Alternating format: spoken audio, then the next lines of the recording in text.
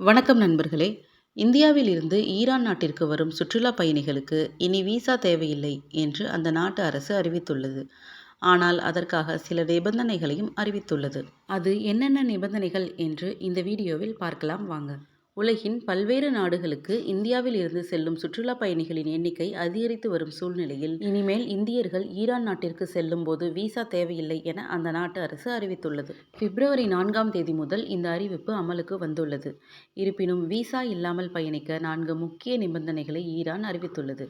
சாதாரண பாஸ்போர்ட் வைத்திருக்கும் நபர்கள் 6 மாதங்களுக்கு ஒருமுறை மட்டும் விசா இல்லாமல் ஈரான் நாட்டிற்குள் நுழைய அனுமதிக்கப்படுவார்கள். அப்படி வரும்போது அதிகபட்சமாக 15 நாட்கள் தங்கலாம்.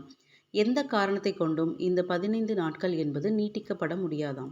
விசா இல்லாமல் வரலாம் என்ற இந்த அறிவிப்பு வான் எல்லை வழியாக நாட்டிற்குள் நுழையும் இந்தியர்களுக்கு மட்டுமே பொருந்தும்.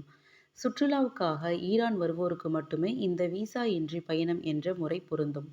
இந்தியர் ஒருவர் அனுமதிக்கப்பட்ட நாட்களை விட அதிக காலம் தங்க விரும்பினால் அல்லது 6 மாத காலத்திற்குள் பல முறை வர விரும்பினால் அவர் ஈரானிடம் இருந்து உரிய விசா பெற வேண்டும்.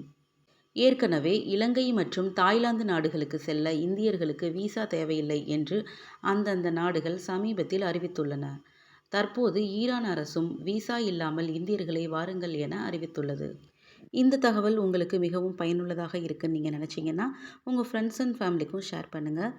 மறக்காமல் காஸ்மோபாலிட்டன் சேனலை சப்ஸ்கிரைப் பண்ணிடுங்க. நன்றி, வணக்கம்.